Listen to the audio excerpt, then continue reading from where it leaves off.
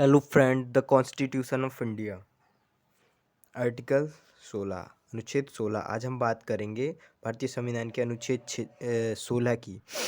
देखते इसमें क्या बोला गया है। भारतीय नागरिक को सरकारी रोजगार में अवसर की समानता, पब्लिक एम्प्लॉयमेंट।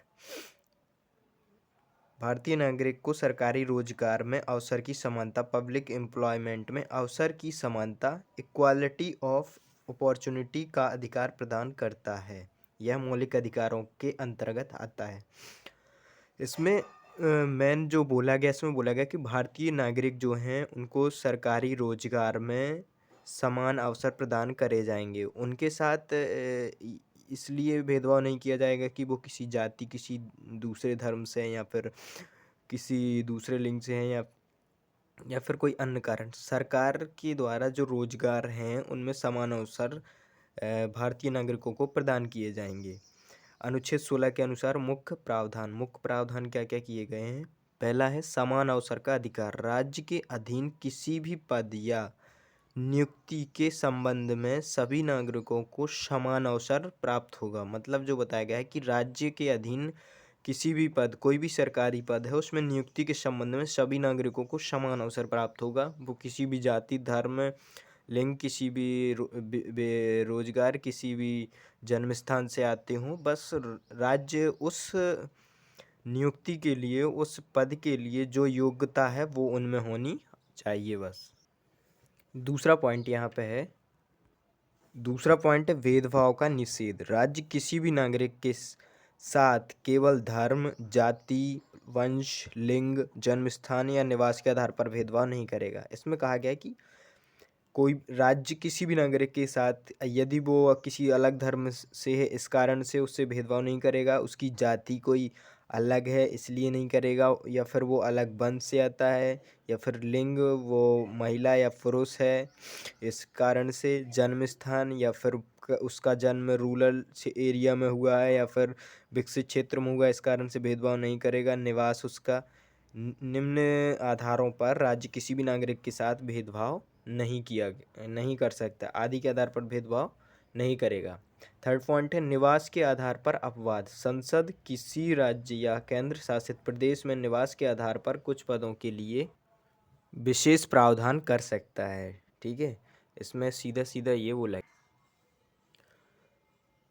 अनुच्छेद 16 के 3 में सीधा बोलने का कारण ये है कि निवास के आधार पर अपवाद, अर्थात संसद किसी राज्य केंद्र शासित प्रदेश में निवास के आधार पर कुछ पदों के लिए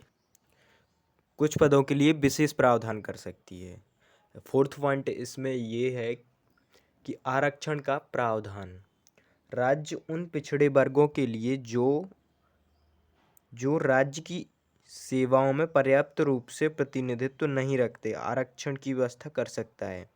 इसमें बोला गया है कि राज्य किसी भी पिछड़े वर्गों के लिए जो राज्य की सीमाओं, राज्य की सेवाओं में पर्याप्त रूप से प्रतिनिधित्व नहीं रखते।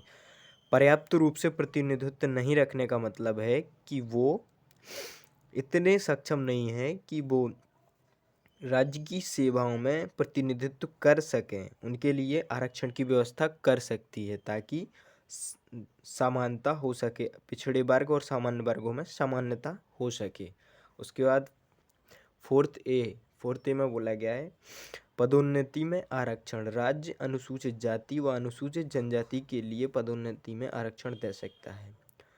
इसमें फोर्थ ए में बोलने का तात्पर्य यह है कि राज्य जो है अनुसूचित जाति और अनुसूचित जनजाति के लिए पदोन्नति कर सकता है, मतलब उनके पद में उन्नति कर सकता है यदि चाहे तो।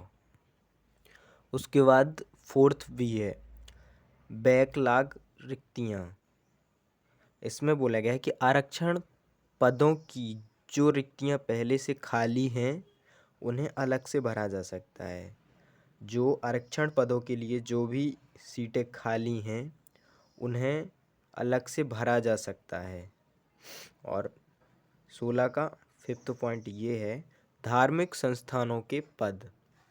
धार्मिक या सांप्रदायिक संस्थानों में उनके धर्म के व्यक्तियों को नियुक्त करने का प्रावधान किया जा सकता है। यदि कोई धार्मिक प्रावधान है, धार्मिक प्रावधानों में ये है कि जैसे मंदिर या मस्जिद है तो उनके संस्थानों में उनके ही धर्म के व्यक्तियों को नियुक्त करने का प्रावधान किया जा सकता है।